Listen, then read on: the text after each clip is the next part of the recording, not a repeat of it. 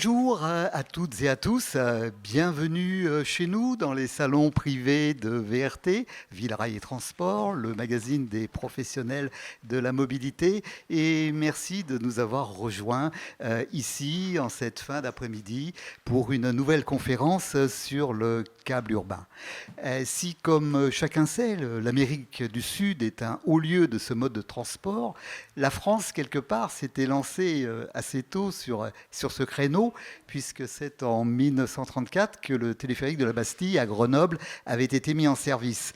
Cette installation, d'ailleurs, existe toujours, sous une forme un peu différente de télécabine pulsée, mais il faut reconnaître que c'est quand même plutôt une installation à vocation touristique et que nous ne sommes pas encore véritablement dans le monde du transport en commun. Il y a 7 ans, par contre, en 2016, Brest inaugurait cette fois le premier téléphérique français véritablement conçu comme un mode de transport pour la ville. En 2022, c'était autour de Saint-Denis de la Réunion. Après, il y a eu Toulouse avec Téléo.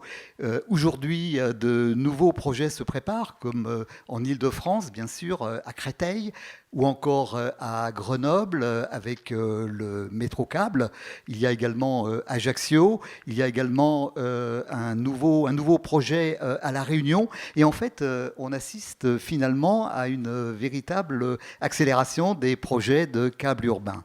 Alors, pour mieux comprendre tout l'intérêt de ce mode de transport, nous avons réuni ce soir une autorité organisatrice de transport, Brest Métropole, une ingénierie, Aegis, et un constructeur, MND. Alors, côté opérateur, Transdev, qui est leader dans l'exploitation de câbles urbains avec Bogota en Colombie et le futur câble C1 Créteil-Villeneuve-Saint-Georges, devait être aussi présent parmi nous.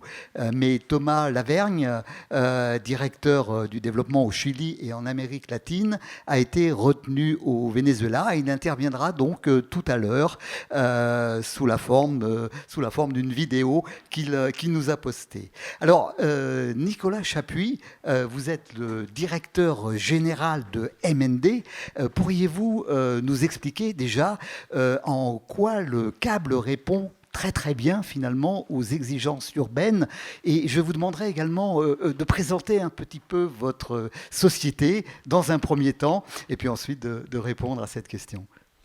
Bonjour à tous, merci pour la parole. Je vais me permettre en effet de présenter très brièvement MND, puisque nous avons la particularité d'être un industriel français, et aujourd'hui, je dirais tout à la fois le petit pousset et le nouveau venu dans le secteur, puisque MND est une entreprise qui a à peu près une vingtaine d'années, active sur 4 domaines d'activité, essentiellement, alors historiquement autour de la montagne, avec la sécurisation du milieu montagneux, l'enneigement artificiel, les activités de loisirs et de diversification de loisirs dans les stations de montagne, et donc le transport par câble. Le transport par câble étant aujourd'hui une des plus grosses activités du groupe, avec un peu plus de 50%. Le groupe aujourd'hui compte à peu près 300 collaborateurs, essentiellement donc en Savoie, du côté de Chambéry, sur son siège social. Le groupe est actif sur les 4 continents, pas encore le 5e. Voilà, malgré notre petite taille, avec des grands guillemets, on a en effet cette particularité d'avoir un terrain de jeu qui est vraiment mondial, avec plus de 60% de notre chiffre d'affaires réalisé en dehors de France. Voilà, j'en ai fini avec MND. Donc voilà, vous aurez retenu que nous sommes un des industriels, un des grands industriels, puisqu'on est assez peu finalement au niveau mondial, actifs dans le domaine du transport par câble. Sur le sujet du transport par câble urbain qui nous anime aujourd'hui, on a quelques références. Alors, on est intervenu il y a quelques années sur une rénovation complète des funiculaires de Montmartre, donc là, tout à côté pour la RATP. On a réalisé, donc, dans le cadre de notre partenariat avec Barthollet, le téléphérique de Brest, dont on évoquera, je pense, plus amplement l'histoire avec Victor Antonio à côté. Et on est en cours de réalisation de plusieurs projets, notamment un projet en Belgique, à Huy, donc sur la rénovation, la reconstruction complète du téléphérique de Huy, historique. Et nous allons en parler justement juste avant avec mes interlocuteurs. On a gagné donc l'appel d'offres de la deuxième ligne de transport par câble à La Réunion, à Saint-Denis de La Réunion, dont les travaux devraient commencer dans les prochains mois, qui peuvent être un petit peu longs, mais voilà, on a remporté cet appel d'offres. Et c'est un projet qui va se réaliser dans les prochaines années. Et alors donc, en quoi diriez-vous que le câble urbain répond parfaitement aux exigences d'un transport de masse pour une ville, pour une agglomération? Alors le transport par câble répond clairement à certaines des exigences du transport public. Pas à toutes, il faut être clair. Voilà, ce serait une erreur de vouloir placer du câble partout en ville. Néanmoins, il a certains atouts qui sont vraiment indéniables sur l'ensemble des autres systèmes. Donc déjà, de base, c'est un système qui est assez capacitaire, puisqu'on parle de débit. Alors, sur les installations à plus faible débit, on va commencer dans les 1000 personnes par heure par direction. Et sur les systèmes très capacitaires, on peut monter à 4000, voire 5000 personnes par heure par direction. Donc ça commence à en faire des systèmes, je dirais, de taille intermédiaire. Mais surtout, ce sont des systèmes qui ont la particularité d'être très peu gourmands en espace au sol, puisque c'est des emprises au sol qui sont très limitées, forcément on est en l'air, et donc ça a pour corollaire des temps de travaux très réduits et une consommation d'espace et des nuisances pendant les travaux qui sont tout à fait réduites. Donc voilà, tout ça en fait un système qui a ses atouts, notamment pour dès qu'on va avoir des problématiques de franchissement ou de coupure urbaine, puisque ce sont des obstacles que le transport par câble, à l'inverse des transports au sol, va pouvoir franchir sans surcoût en fait. C'est-à-dire que là où pour un BHNS ou pour un tramway, il faudrait construire un ouvrage, un pont, un tunnel ou autre, le transport par câble, en fait, il va le franchir sans surcoût, puisqu'on est en l'air, il suffit qu'on puisse placer les appuis, et le transport par câble le franchit sans surcoût. Voilà. Dès qu'on va être dans des environnements contraints, avec des grosses coupures urbaines, il faut avoir ce réflexe, en effet, du transport par câble, qui peut être une des solutions qui s'offrent dans la palette des solutions disponibles. Et donc, si on compare par exemple un chantier de construction d'une ligne de tram et un chantier de construction d'un téléphérique urbain, l'impact n'est pas du tout le même. Alors l'impact en effet est sans commune mesure, c'est-à-dire que les chantiers, le chantier en fait d'un transport par câble est un chantier ponctuel, c'est-à-dire qu'on va avoir des assez gros chantiers de bâtiments au niveau des gares, donc ça, qui sont forcément limités dans leurs emprises. Et puis après, les chantiers sur les appuis, donc les pylônes, sont vraiment des chantiers très ponctuels et très faibles. Alors après, en fonction des technologies, on peut avoir des choses un peu différentes, mais je dirais que dans sa généralité, un chantier d'une fondation d'un pylône, c'est un mois de travail grand maxi sur une emprise très réduite. Donc ça reste des chantiers très peu impactants et qui du coup, à l'inverse d'une ligne de tramway qui va, je dirais, immobiliser la ville pendant plusieurs mois voire années, les chantiers de transport par câble, c'est des chantiers qui sont assez indolores, je dirais, au niveau urbain, quoi. Alors de l'industrie à l'ingénierie, Mounir Chaouch, vous êtes directeur du segment transport par câble chez Egis. Vous connaissez donc extrêmement bien toutes ces questions. Quelle est pour vous la pertinence du transport par câble pour une agglomération ? Alors, je vais essayer de ne pas répéter tout ce qu'a dit M. Chapuis, effectivement, mais alors c'est vrai qu'on a tendance à penser le transport par câble comme un objet qui viendrait de la montagne pour s'intégrer en ville, alors qu'en fait, il a beaucoup d'autres atouts. Alors c'est vrai qu'en montagne, on pense directement à des fortes déclivités, à des traversées de vallées, voire des ascenseurs valléens, avec ou sans franchissement de cours d'eau. Alors là, on commence à se rapprocher de nos villes, qui sont construites autour de cours d'eau, et on commence à s'approcher de la pertinence de cet objet, justement. Les coupures urbaines telles qu'on peut les rencontrer dans un environnement comme celui du Val-de-Marne, le C1, donc le télécabine qui s'appelait avant le Téléval et qui maintenant s'appelle le C1, vise à franchir des coupures urbaines qui sont radicalement différentes de celles qu'on connaît en montagne ou de façon plus classique avec le transport par câble. Et notamment donc, des peignes ferroviaires, des autoroutes, des franchissements de lignes à haute tension, toutes sortes de voiries et de coupures qu'on retrouve dans des villes tout à fait modernes. Donc on a un objet effectivement qui s'intègre bien dans le tissu urbain, qui offre une certaine pertinence donc, dans ces cas-là, les cas que je viens de citer. et qui en plus permet effectivement de construire une offre adaptée dans certains contextes, hein, quand on est sur des quantités ou des capacités qui correspondent à la capacité du transport par câble. Voilà, donc on est effectivement sur un mode de transport qui est tout à fait apte à venir en ville, à s'intégrer en ville et à répondre à des enjeux purement urbains. Et sur le C1, vous travaillez actuellement sur ce projet. Vous pouvez nous dire quelques mots sur l'état d'avancement ? Tout à fait. Alors je vais vous donner quelques informations sur le câble 1. Donc le câble 1, c'est un projet qui a été attribué début 2021 suite à un dialogue compétitif lancé par IDFM, qui a donc été remporté par le groupement d'Opel France, dans lequel on retrouve Atelier Châle comme architecte, SPI Bâtiment Génie Civil comme constructeur, aux côtés de France Travaux aussi. Egis, donc bien sûr en tant qu'ingénieur. Egis prend aussi en partie une certaine composante de la construction, hein, notamment les systèmes connexes, donc de façon à assurer une intégralité sur la chaîne de la valeur entre la conception et la construction, ce qui est un paramètre important, on y reviendra plus tard, hein, sur les modes d'évolution de ce type d'objet justement. Et donc a vécu finalement un parcours qui n'a pas été évidemment tranquille, hein, puisqu'on est quand même sur un objet assez nouveau, qui fait l'objet de beaucoup d'attention et qui amène forcément beaucoup de questions, y compris en cours de projet, mais qui suit le planning initial. Et aujourd'hui, on est donc sur un début de travaux, plutôt, depuis le début de l'année. Donc avec une mise en service toujours prévue pour milieu de l'année 2025. Et les délais seront a priori tenus. Respectés, tout à fait. Voilà. D'accord. Et là aussi, on a commencé donc à couler les premières fondations. Donc voilà, c'est un grand pas qui a été franchi. D'accord. Je me tourne maintenant vers Victor Antonio. Vous êtes aujourd'hui le directeur des mobilités de Brest Métropole, mais vous aviez été le chef de projet du téléphérique de Brest et vous venez du monde du tramway à Brest, mais aussi à Montpellier précédemment. Et alors, pour vous, l'intégration urbaine, c'est un enjeu majeur du câble urbain. Oui, en effet, ça fonctionne, oui. D'abord, ça marche pas. C'est mieux ? Oui, c'est mieux. Bonjour à tous d'abord. Donc effectivement, je viens du monde du tramway et c'est vrai, quand on insère un tramway en ville, on se préoccupe très très rapidement de l'insertion urbaine. On regarde comment il s'insère dans son paysage, comment il prend sa place, comment il cohabite avec les riverains, avec les gens qui circulent sur l'espace public. Et c'est la même problématique qui va se poser sur le câble urbain.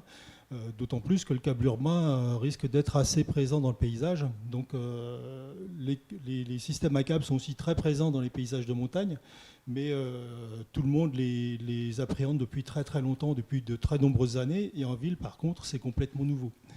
Donc on va faire attention à l'arrière-plan. Et quand on a commencé à travailler sur le téléphérique de Brest, donc on était en train de survoler une base navale avec des bateaux. Sur la base navale, il y avait des grues. Sur l'arrière-plan, il y avait les bâtiments de l'Arsenal, donc, qui sont une espèce de cathédrale industrielle dans laquelle on fabriquait des pièces pour aller dans les bateaux. Et puis juste à côté de la station Jean Moulin, donc à 10 mètres de la station, il y a des immeubles de 6 étages. Donc quand on a un paysage comme cela, donc il est pluriel, c'est-à-dire qu'il y a plein de choses dedans. Et donc il faut faire très attention à ce qu'on va mettre en place, surtout qu'on va avoir des pylônes, on va avoir des stations. Et donc on a été dès le départ très très exigeant sur le cahier des charges. Donc on voulait des stations qui soient très compactes, parce que le foncier en ville est très coûteux et on ne peut pas s'étaler à l'envi et parce qu'il n'y a pas assez de place non plus. Le pylône, il faut qu'il s'intègre dans le paysage, donc on a souhaité qu'il dialogue avec l'arrière-plan, et l'arrière-plan c'était des grues navales au-dessus des bateaux, donc on a repris le vocabulaire des poutres et des pylônes des grues, donc on n'a pas fait de pylône cylindrique comme à la montagne, on a voulu que ce soit du treillis métallique. On a voulu que ce soit du treillis métallique, comme la Tour Eiffel, par exemple. Et d'ailleurs, il y avait une ancienne grue qui se trouvait à 200 mètres du pylône du téléphérique, qui ressemblait furieusement au pylône qui a été construit par Barthollet sur le téléphérique de Brest. Donc cette insertion, elle était très très importante.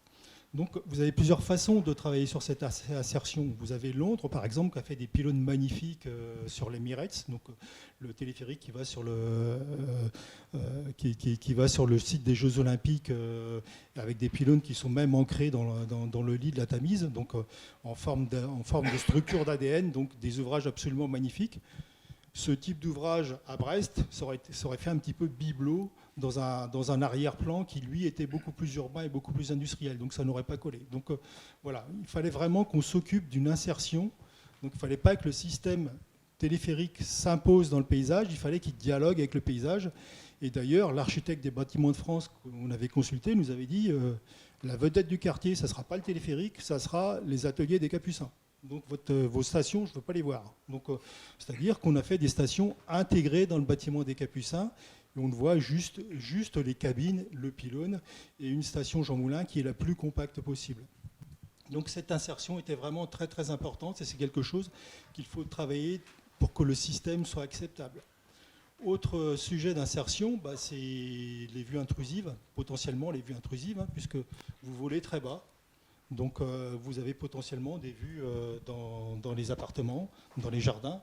Et donc il faut faire très attention à cela. Donc on a créé donc un système de vitres occultantes. Voilà, pardonnez-moi, ça, nous allons y revenir un tout petit peu plus tard, mais c'est prévu. Par contre, il y a une particularité technique très intéressante, c'est une première mondiale, sauf erreur, c'est ce croisement des cabines en saut de mouton, qui je crois d'ailleurs a été mis au point par Nicolas Chapuis, ici présent. Est-ce que vous pourriez nous en parler un petit peu, s'il vous plaît ?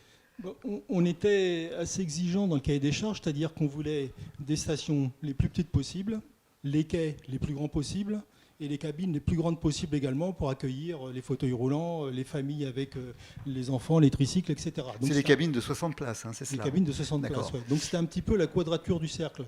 Donc tous les candidats sont fins, sauf un, ont répondu avec 2 voies, 3 quais, et donc les voies dans lesquelles s'insèrent les cabines. Et il y a un petit malin donc, qui ici présent, a imaginé que les cabines, les voies, au lieu d'être l'une à côté de l'autre sur un plan horizontal, elles seraient l'une au-dessus de l'autre sur un plan vertical. Elles se croiseraient sur un plan vertical. Et donc la cabine du haut passerait entre la voie large de la cabine du bas et elle prendrait la même place quand elles arrivent en station. C'est-à-dire qu'il n'y a qu'une place en station et elles occupent alternativement la place en station l'une après l'autre. Et donc cette astuce lui a permis de n'avoir plus qu'une voie et 2 quais. Donc il a pu gagner en emprise, il a pu gagner en largeur des quais.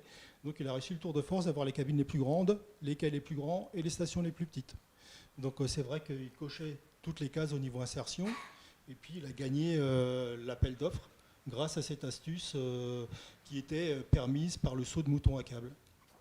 Et Nicolas Chapuis, vous qui êtes à l'origine donc, du croisement en saut de mouton, donc le câble porteur en fait supérieur est plus long que le parcours de la cabine supérieure, donc est plus long que le parcours de la cabine inférieure. Est-ce que ça pose des problèmes techniques ? Alors ça pose des sujets, et d'ailleurs c'est marrant parce que depuis la mise en service, je pense qu'il y a eu... alors pas des doctorats, mais il y a eu 2 ou 3 sujets d'agrégation, des gens qui ont qui ont travaillé dessus, qui se sont posés beaucoup de sujets. Il y a eu un sujet de bac. Un sujet de bac, voilà. Il y a eu plusieurs sujets autour du téléphérique de Brest, qui vraiment a passionné les foules et les techniciens. Et vous confirmez que c'est une grande première mondiale. Oui, c'est une première. Voilà, c'est une première. Alors pour la petite histoire, l'avantage c'est qu'en habitant dans les Alpes, on fait des grands trajets. Souvent ces projets-là se décident à Paris, on y est.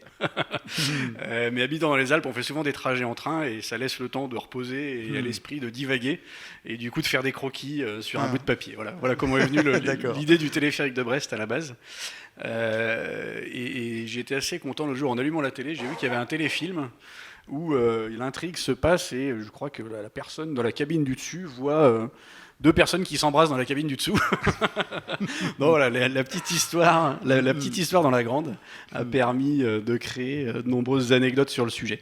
Alors par contre, plus spécifiquement, oui, il y a un sujet technique forcément, puisque ça c'est la physique, hein, la voie du dessus, je dirais pour des gens qui font du rail, la voie du dessus est plus longue que la voie du dessous, et donc nécessairement il faut compenser la différence de distance par une manière ou par une autre. Donc en fait, ce qui se passe, c'est que pendant le trajet, ça se voit pas, hein, mais la cabine du dessous va un tout petit peu moins vite que la cabine du dessus par une astuce mécanique. Voilà la manière de le résoudre. D'accord. Nicolas Chaouche, cette conception donc, de croisement en saut de mouton, vous, l'œil de l'ingénierie, c'est quelque chose que vous qu'on trouvez accueille, bien sûr, génial. avec grand intérêt, oui, tout à fait. Dès que des choses nouvelles peuvent être proposées par les constructeurs, qui, comme vous l'avez dit, comme l'a dit Nicolas, se compte au nombre de 3 aujourd'hui, hein, de constructeurs capables d'afficher des références.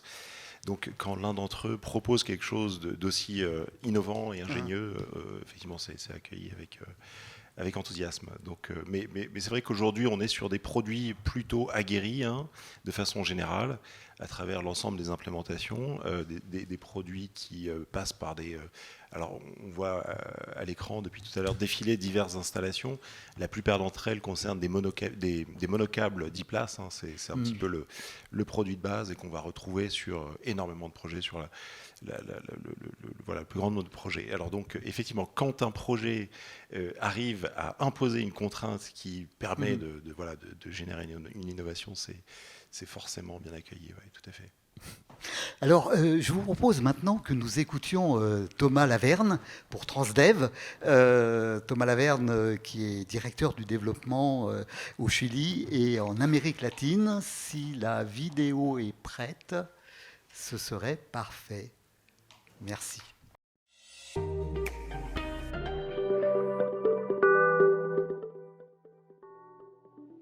Bonjour, merci beaucoup de l'invitation pour participer à cette conférence sur le câble urbain. Je me présente, Thomas Laverne, je suis responsable de développement commercial pour le groupe Transdev.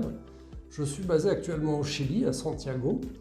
Je suis depuis environ 8 ans dans la région Amérique du Sud et j'étais précédemment au poste en Colombie où j'ai eu le plaisir de mener à bien l'appel d'offres pour l'opération et la maintenance du Transmicable, donc en 2018, aux côtés de nos équipes colombiennes. Donc le Transmicable est le premier téléphérique urbain de Bogota. Il a été construit par Doppelmayr, qui est l'un des 2 plus grands fournisseurs du marché, avec Poma.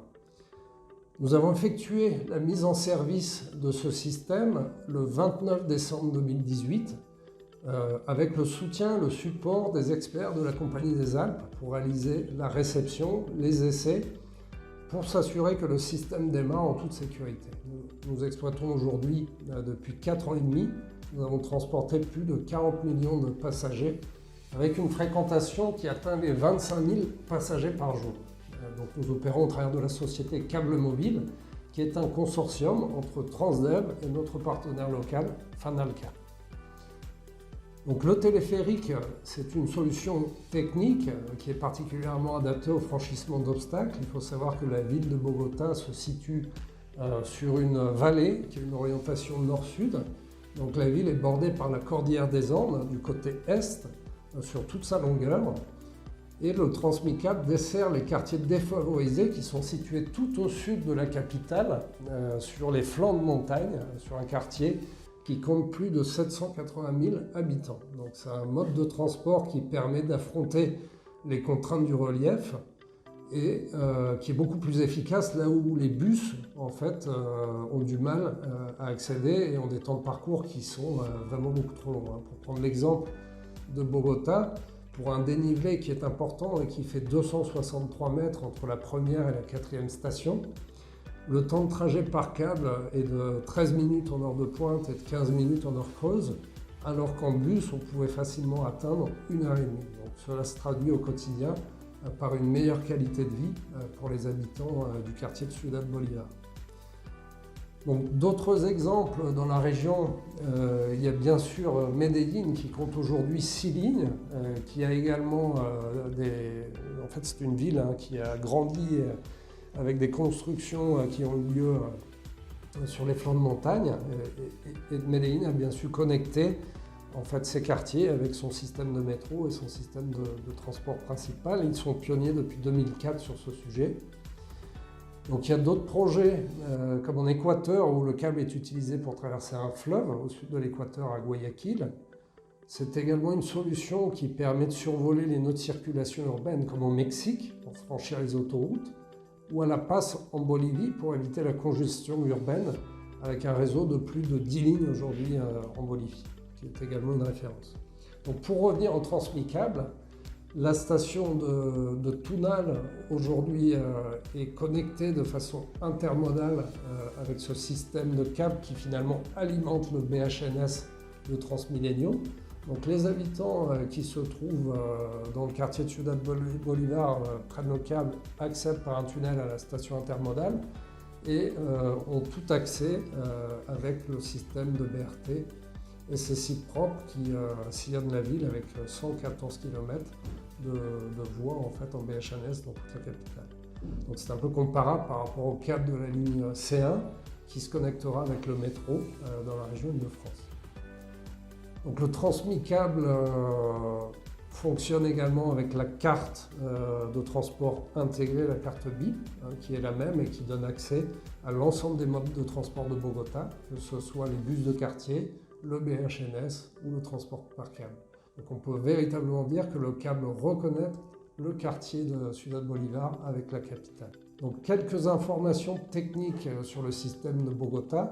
Il faut savoir que ces systèmes de transport par câble urbain se caractérisent par leur fonctionnement en continu.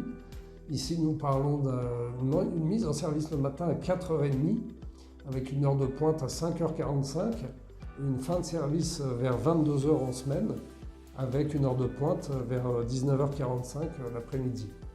Donc ça nous oblige à mettre en place des processus de maintenance préventive qui sont particulièrement concentrés en période nocturne. Et je dirais que c'est la principale différence par rapport au système de transport par câble que l'on peut retrouver dans les stations de ski ou en montagne.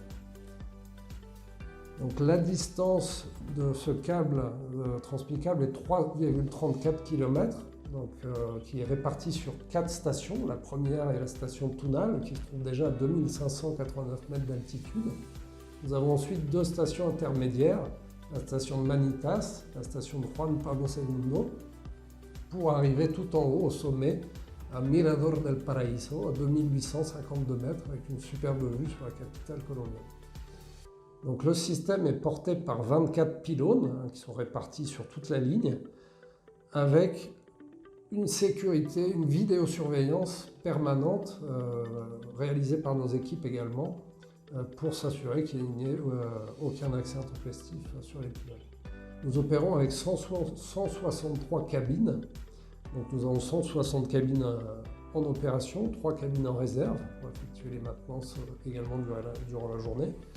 Donc il y a une capacité de 10 personnes assises dans chaque cabine, avec la possibilité aussi d'accéder pour les personnes à mobilité réduite, puisque nous sommes sur un système qui est débrayable, c'est-à-dire que quand les cabines rentrent en station, elles ralentissent pour permettre le bon accès des usagers dans la cabine. Donc la fréquence de passage est d'une cabine toutes les 10 secondes. Nous avons une vitesse en heure de pointe de 5,5 mètres par seconde, et cette vitesse peut être réduite en heure creuse pour passer à 4,5 mètres par seconde et réduire la consommation d'énergie sur l'heure creuse où la fréquentation est moindre. Donc le système permet de transporter jusqu'à 3600 passagers par heure avec un taux de disponibilité supérieur à 99,9%, ce qui est vraiment, je dirais, un point fort du transport par câble. C'est également sa fiabilité et le très bas taux d'accidentologie, puisque nous sommes littéralement au survol des différentes voies qui se trouvent dans le secteur. Donc au-delà des aspects techniques, transmi-câble, c'est un grand projet humain et social. Nous avons recruté, formé des personnes du quartier aux différents métiers, à l'opération, à la maintenance, au nettoyage, à la sécurité, à la gestion sociale. Il y a toute une équipe qui a également tissé une relation de proximité avec les habitants du quartier et qui ont participé à son développement. Donc nous avons aujourd'hui 50% de femmes au sein de l'équipe du transmi-câble, avec une véritable politique d'équité dans l'entreprise. Nous pouvons dire que le quartier a vécu une réelle transformation grâce aux investissements d'infrastructures qu'a réalisé la ville, des infrastructures infrastructures administratives, culturelles, sportives, aux abords du projet, au sein des stations et aux alentours.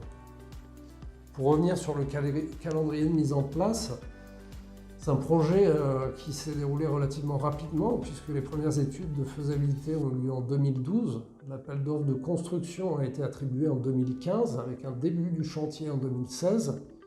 En tant qu'opérateur, nous avons été attribués en mai 2018 pour effectuer la réception du système et le démarrage de l'opération à partir de décembre. Aujourd'hui, Bogota et la ville de Bogota et les Transmilenio, qui est l'autorité en charge des transports, sont particulièrement satisfaits du succès du Transmicable et étudient 3 nouveaux projets de téléphérique urbain. Donc, le prochain projet, le Cap de San Cristobal, est en construction par un consortium mené par Doppelmayr et devrait rentrer en service en février 2026. Pour l'équipe colombienne, c'est une grande joie de savoir que Transdev a l'opportunité de mettre son expérience au service d'autres collectivités locales pour opérer des systèmes de téléphérique urbain. Et nous restons bien entendu à disposition pour collaborer au succès des futures opérations. Un grand merci à tous. Merci à vous, Thomas Laverne. L'un de nos intervenants souhaite-t-il réagir par rapport à ce qui vient d'être dit? Nicolas Chaouche, peut-être, pour Régis? Je vous en prie, allez-y. Non, j'ai trouvé l'intervention très intéressante. Elle nous vient effectivement d'un autre monde, en fait, d'une autre réalité urbaine et d'autres besoins qui sont pas exactement ce qu'on connaît aujourd'hui, nous, dans nos métropoles, déjà fortement équipés en mode de transport urbain. Là, on a entendu Thomas nous parler de contexte où le câble est parfois arrivé comme un élément complètement nouveau, finalement, comme un élément de transport en commun complètement nouveau, et qui a parfois pu construire l'âme même du réseau de transport en commun, comme à La Paz, par exemple. Donc, bon, c'est un peu l'exemple, on va dire, extrême. Oui, on a un véritable réseau, finalement. On a un réseau de 11 lignes qui permettent effectivement de mailler l'ensemble de la ville. Bon, effectivement, c'est pas quelque chose qu'on retrouve de façon... Enfin, il n'y a pas de redite de cette situation dans le monde, mais ces territoires-là offrent la possibilité de franchir en fait une étape, de monter d'une marche vers un cran qui est tout à fait intéressant, je trouve, sur ce point-là. Voilà. Victor Antonio, vous souhaitez ajouter quelque chose? Ce que l'on voit vraiment sur l'exploitation qui a été faite à Bogota, c'est qu'on a des amplitudes de services qui sont énormes, c'est-à-dire c'est sans commune mesure avec ce qui se passe en montagne. Et aujourd'hui, on peut vraiment dire que les Américains du Sud sont les meilleurs exploitants de systèmes à câble parce qu'ils arrivent quasiment à les faire fonctionner H24. Ça existe très très peu ailleurs que dans cette partie du monde. Donc c'est vrai qu'à nous, à Brest également, on a des amplitudes horaires qui sont énormes, beaucoup plus qu'en montagne, mais on n'est pas encore à ces niveaux-là. Mais on va y arriver très bientôt. D'accord. Nicolas Chapuis pour MND. Oui, moi je retiendrai juste une chose, en fait, c'était la dernière phrase. C'est aujourd'hui, donc ils en ont une qui est en service depuis 2018, donc ça fait 5-6 ans. Et ils en ont 3 en projet, il y en a une qui est en construction, plus 2 autres. Et je pense qu'aujourd'hui, c'est une des caractéristiques que l'on retrouve sur toutes les installations qui ont été réalisées. C'est partout un succès, en fait. Je pense qu'aujourd'hui, il y a très peu... J'en ai pas en tête d'exemples d'installations qui ont été mises en service ces dernières années dans le monde qui n'ont pas rencontré un succès, leur public, et pour lesquels les maîtres d'ouvrage ne se projettent pas déjà dans le futur pour dire bah ouais, ça a bien marché, on réfléchit encore à d'autres, quoi. Alors nous allons poursuivre maintenant sur le sujet des nuisances sonores et visuelles, et en particulier du problème de la co-visibilité. Victor Antonio, tout à l'heure je vous ai interrompu, mais vous alliez nous parler justement de cet aspect co-visibilité et sans doute aussi de ce système de Smart Glass qui a été développé pour Brest. Oui, donc c'est vrai qu'avant de lancer notre projet, on est allé voir d'autres projets ailleurs. Et puis on a vu notamment qu'à Bolzano, sur les toits de certains immeubles, il y avait des petits slogans anti-survol. donc qui disaient fuck tramway aérien, parce qu'ils passaient au-dessus des jardins, donc ça leur plaisait pas beaucoup. Et donc on s'est dit, on a intérêt de soigner l'acceptabilité du système de câble, puisque on savait qu'on allait être dans les premiers à le lancer. Et si on voulait qu'il fonctionne, il fallait qu'on ait le moins d'opposition possible. Donc on a essayé de trouver des solutions techniques à chaque écueil que pouvait présenter le système à câble. Et donc un des écueils, c'était les vues intrusives et les vues plongeantes. Donc c'est vrai qu'on ne se pose pas la question quand un immeuble de grande hauteur se construit et que les appartements d'en face ont une vue plongeante chez vous. Par contre, on voyait bien que sur un sujet câble, on allait nous le reprocher. Donc la chance que l'on a, c'est qu'il y a un côté du voyage sur lequel il n'y a pas de sujet parce que c'est la rade de Brest, hein, donc c'est magnifique, mais peu de monde va nous reprocher d'avoir cette vue-là. Par contre, on a quand même survolé 3 maisons avec des jardins, et là, il fallait qu'on trouve une réponse à l'inquiétude des gens qui étaient dessous, avec potentiellement des vues intrusives. Et donc l'idée, ça a été de faire effectivement des vitres qui s'occultent quand elles passent au-dessus des jardins, au-dessus des maisons. Et donc c'est un système de vitres occultantes qui fonctionne avec des cristaux liquides, hein. C'est-à-dire que la vitre, elle est toujours opaque. C'est les cristaux liquides comme sur les vieilles calculatrices, hein. Donc les vitres sont opaques et en temps normal, et donc quand on excite les cristaux liquides avec un courant, donc les cristaux se polarisent et donc ça permet de voir à travers la vitre. Donc c'est des systèmes qui existent déjà sur les toits de certaines voitures de luxe, ça existe maintenant aussi dans les salles de réunion. Il y a certains hôtels qui ont une vitre smart glass entre la salle de bain et la chambre, hein, maintenant, donc j'ai découvert ça assez récemment. Et donc c'est un système qui a été mis en place pour le téléphérique de Brest et qui a permis de régler ce problème de vue intrusive au-dessus des habitations. Mounir Chaouch pour Aegis, comment réglez-vous ces problèmes? Quelle est votre réflexion par rapport à cette petite difficulté? Alors, effectivement, n'étant pas constructeur, on se doit de penser à des installations qui évitent au maximum les habitations dans un premier temps. Donc, on va travailler sur des parcours qui permettent de ne pas survoler d'habitations ou alors de les survoler de façon la moins intrusive possible. C'est l'un des moyens effectivement de pallier à ce souci de co-visibilité. Ensuite, effectivement, certains constructeurs arrivent à proposer des systèmes, alors pas forcément dynamiques comme ce qui vient d'être proposé ou d'être décrit, mais des choses statiques, hein, tout simplement des films sur les cabines. Alors sur les cabines plus légères, encore une fois, les télécabines type monocable 10 places. On n'a pas la possibilité de mettre de panneaux de verre, donc impossible de polariser du plexiglas. Donc on travaille sur des solutions basées sur une rehausse d'un film opaque, donc statique pour le coup, mais qui permet quand même d'arriver à de bons résultats. Donc il faudrait quand même effectivement se mettre debout pour pouvoir observer avec un angle qui permettrait de voir dans les habitations survolées, si vraiment on le souhaite, parce que forcément quand on survole un paysage, on n'a pas forcément envie de fixer forcément à travers les vitres. Enfin bon, voilà, c'est vrai que c'est des inquiétudes qui sont soulevées par la nouveauté du mode, on peut pas le nier, hein, voilà, sur lesquelles il faut travailler dès maintenant, en amont, de façon à ce que ça ne soit pas un écueil effectivement à son développement. Alors il y a aussi effectivement les nuisances sonores dont on n'a pas parlé, mais qui existent, enfin qui sont redoutées. Encore une fois, c'est un mode qu'on connaît, nous, principalement pour l'avoir pratiqué en montagne, sur des installations qui ont maintenant une trentaine, voire une quarantaine d'années, qui commencent à être renouvelées en montagne, mais qui commencent à peine et qui ne le sont pas forcément très, très vite. Et sur les dernières générations de systèmes d'installation, on est quand même sur des niveaux de confort et de nuisances sonores qui n'ont rien à voir avec celles qu'on a connues. Par exemple, au niveau des passages de pylônes, on a des vibrations qui n'ont rien à voir avec celles qu'on connaît en montagne. Alors pourquoi? C'est des technologies basées sur des inserts polymères, alors notamment dans les câbles, hein, des inserts polymères entre les taurons des câbles, qui permettent d'absorber les vibrations et donc de ne pas les retransmettre dans le sol et ensuite aux habitations avoisinantes. Voilà, ça c'est une solution, c'est un procédé qui est employé, qui fonctionne très très bien parce qu'en plus il permet d'améliorer la durée de vie de ces câbles, donc d'en minimiser le nombre de remplacements et donc le nombre de campagnes de remplacement, donc de baisse de service.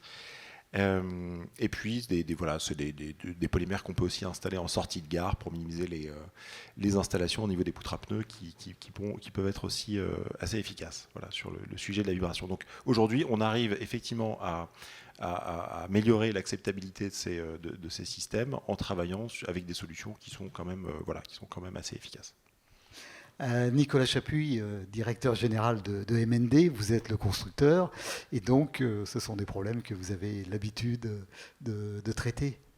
Alors, je rejoins tout ce qui a été dit sur les sujets. Donc aujourd'hui, les inquiétudes, elles sont particulièrement exprimées et je dois dire qu'elles se sont particulièrement exprimées sur les projets de ces dernières années. On a cité la covisibilité, on a cité le bruit. Je me souviens qu'à Brest également, il y avait tout un sujet autour du vent. Il y avait énormément de Brestois qui disaient mais chez nous on a énormément de vent, ce qui est vrai. Ils sont tous les Brestois naissent en biais, non? Donc il y a beaucoup de vent à Brest, c'est vrai. Et il y avait un certain nombre de personnes qui, pendant les discussions publiques qu'il y a eu en amont du projet, avaient énormément d'inquiétudes et disaient non, de toute façon le téléphérique ne tournera jamais, chez nous il y a tout le temps du vent, ça ne fonctionnera pas, quoi.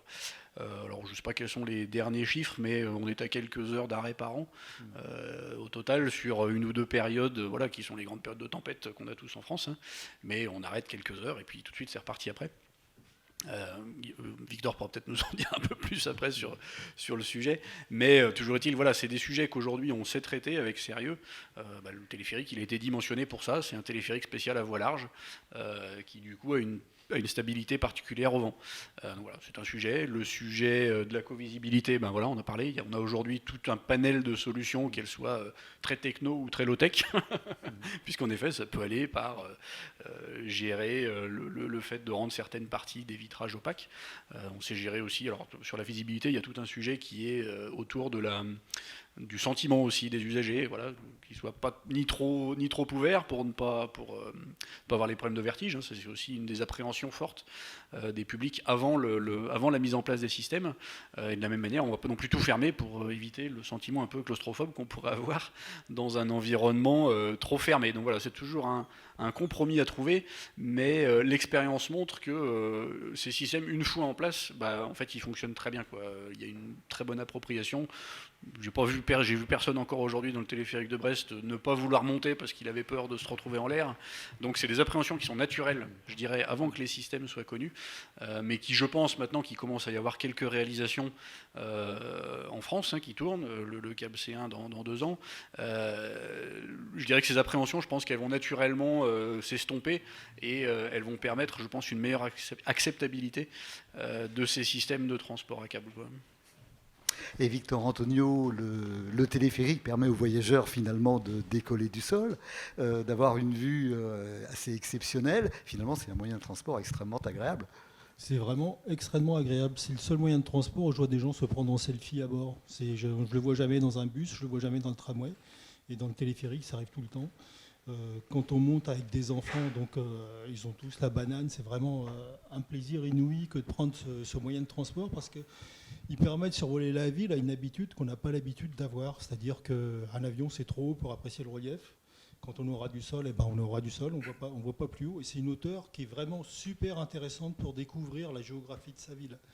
Et Brest, en plus, a la particularité d'avoir un peu de relief. Donc, c'est construit sur une falaise avec des abers qui pénètrent dans la falaise. Donc, c'est un relief très, très important, beaucoup d'eau. Des gens ont découvert la géographie de la ville en prenant le téléphérique de Brest. Ils se sont aperçus que le quartier de Siam, il y avait de l'eau quasiment tout autour. Il y avait la Pinfeld d'à côté, et puis il y avait la rade de Brest avec la presqu'île de Plougastel de l'autre côté. Et c'est un moyen inouï de découvrir sa ville et de se rendre compte combien sa ville est belle. Parce qu'une ville vue du sol, ça peut être assez beau, et vue d'en haut, ça peut être vraiment magnifique. Et on voit des paysages lointains. Donc en plus, nous, on a la chance d'avoir une des plus belles rades du monde, enfin la plus belle rade du monde. Donc, et on la voit très très bien à partir du téléphérique. On voit tout le centre, on voit la campagne lointaine. Et puis on peut voir les gens qui marchent sur les trottoirs, les voitures, le tramway. C'est vraiment un moyen de découverte fantastique. Les gens qui prennent le tramway tous les jours pour aller travailler ont un coucher de soleil différent tous les jours sur la rade de Brest. C'est un supplément de qualité de vie incroyable tous les jours pour profiter de sa ville. C'est pas que pour les touristes, si c'est pour tous les jours quand on va travailler, c'est encore mieux. Et le vent qu'évoquait à l'instant Nicolas Chapuis, en termes de comportement dynamique des cabines, en termes d'usure, vous mesurez quelque chose ou c'est pour ainsi dire non significatif? Avant de le construire, donc lors des réunions publiques, on nous en parlait à chaque fois. Et puis quand on a ouvert, que les gens commençaient à le prendre, on ne nous a plus jamais parlé. Donc c'est une inquiétude qui n'est pas vraiment fondée, puisqu'à Brest, effectivement, il y a du vent. Mais on se rend compte, pendant les études, on s'est rendu compte que les composantes de vent les plus compliquées à gérer, c'était en montagne, c'était pas en bord de mer. En bord de mer, vous avez des régimes de vent stabilisés. Vous n'avez pas d'effet venturi comme vous pouvez les trouver dans certaines vallées. Vous n'avez pas de composante verticale du vent. Et c'est beaucoup plus facile à gérer que quand on est en montagne. Donc on a un système qui s'arrête par sécurité à 108 km/h de vent. Donc 108 km/h de vent en ville. C'est pas tous les jours. Il n'y a plus grand monde dans la rue. Donc ils sont pas dans la rue non plus, donc ils ne sont pas dans le téléphérique. Et en fait, on se rend compte que le sujet principal, c'est plus le risque d'orage, donc la foudre sur les systèmes de câbles, pour lesquels les câbles sont sensibles. Et c'est quelque chose qui est très bien connu et très bien maîtrisé en montagne, parce que le risque foudre en montagne est beaucoup plus important qu'en ville. Et donc c'est un sujet que l'on a également. Et en fait, on arrête plus souvent le téléphérique pour un risque d'orage que pour un risque de vent. D'accord. Nous allons maintenant nous intéresser au retour d'expérience sur les premières installations et les enseignements à tirer des quelques petits soucis qui ont pu survenir ici, là, en phase de démarrage d'exploitation. Nicolas Chapuis pour MND, comment finalement fiabiliser ces installations au début de leur exploitation? Alors, il n'y a pas eu d'applaudissements, mais tout le monde a applaudi à grand souhait quand on a évoqué tout à l'heure les innovations technologiques du téléphérique de Brest. Et je dirais que le revers de la médaille, c'est que quand on innove, oui, parfois, on fait des choses qui sont perfectibles et qu'il faut parfaire. Voilà, ça c'est, je pense, le message, c'est que le téléphérique, c'est un bon système, c'est un système qui est nouveau dans l'environnement du transport public, qui est nouveau pour les exploitants de transport public, et que donc dans les premiers mois et les premières années d'exploitation sont vraiment cruciales. Parce que le système à la fois doit être déverminé, doit être parfait, et tout à la fois les équipes d'exploitation doivent se l'approprier, que ce soit pour l'exploitation, pour la maintenance, pour les interventions en hauteur, les interventions sur des systèmes tournants, les interventions sur des systèmes mécaniques. Voilà, c'est un système qui... Ça reste de la mécanique un peu agricole. C'est quand on a l'habitude d'entretenir un tramway ou un métro. En général, on sait intervenir sur la mécanique d'un téléphérique. Néanmoins, il y a des câbles. Il y a des grandes tensions. On travaille parfois en hauteur. Ça reste quand même des métiers un peu spécifiques qui sont aujourd'hui... Alors, je dis de plus en plus, mais qui sont encore un peu inconnus des exploitants de transport public. Et le message si on doit faire un retour d'expérience sur le téléphérique de Brest, ça nécessite un travail fort dans les premiers mois et les premières années d'exploitation entre le constructeur et l'exploitant. Et là, c'est peut-être, si on doit faire un mea culpa généralisé, je dirais, sur l'histoire, on s'en est sorti quand justement, alors on ne s'est jamais quitté, mais on s'en est vraiment sorti quand on a mis toutes les énergies dans le bon sens pour faire fonctionner avec le niveau de service qu'il se doit cet appareil de transport. Et je dirais que Victor Antonio a bien évangéliser, je pense, la profession, puisqu'aujourd'hui, tous les appels d'offres qui sortent de conception-réalisation, sortent avec un minimum d'accompagnement d'exploitation, voire même déjà une part d'exploitation dans le cahier des charges initiales. Je pense que c'est le cas sur le C1, c'est le cas à Toulouse, c'est le cas à Saint-Denis de la Réunion. Voilà, c'est le cas aujourd'hui sur tous les appels d'offres. Voilà. Ce qu'on n'avait pas à Brest au départ, c'était le premier, il fallait bien se lancer. Mais je dirais que je pense que le retour d'expérience a bien été fait et c'est ce qui fait que réellement ces systèmes sont une réussite. Et un secret pour personne. On entend parler des débuts de Toulouse, on entend parler des débuts de La Réunion, on entend le projet de Paris. Ça reste des projets qui sont nouveaux pour nous les industriels, ces systèmes en ville. Donc c'est des projets qui sont... faut arriver avec humilité. On connaît notre métier de base. Maintenant, c'est des applications qui sont nouvelles, avec d'autres publics, beaucoup d'intervenants, des exploitants qui ont aussi leurs habitudes, leurs exigences, et un niveau de service qui est bien différent de celui dont on a l'habitude à la montagne. Donc oui, c'est des choses nouvelles, mais qu'on appréhende de mieux en mieux, je pense, et avec des modes de marché adaptés, je pense que les prochains projets seront vraiment des succès. Et vous avez identifié de bonnes pratiques ou de moins bonnes pratiques dans ce domaine? Je vous dis, pour moi, les meilleures pratiques, c'est une association forte de l'industriel, du constructeur, dans les premières années d'exploitation. Voilà, pour que, justement, tous ces petits sujets, en fait, n'en soient pas, et qu'ils soient résolus, je dirais, de manière transparente pour le niveau de service. Parce qu'en fait, c'est ça qui est important. Ce que les gens retiennent, c'est le niveau de service et c'est l'ouverture du système. Et après, une fois que... Je dirais qu'après, il peut se passer tout ce qu'on veut en arrière-boutique.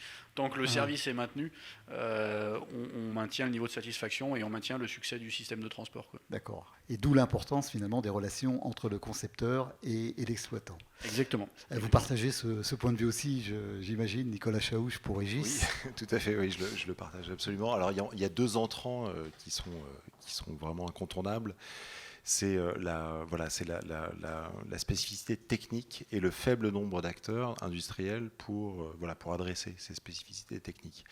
Et, donc aujourd'hui, on a bien pris la mesure de la conception de ces objets, de la difficulté à les concevoir et donc la nécessité de passer par des contrats globaux.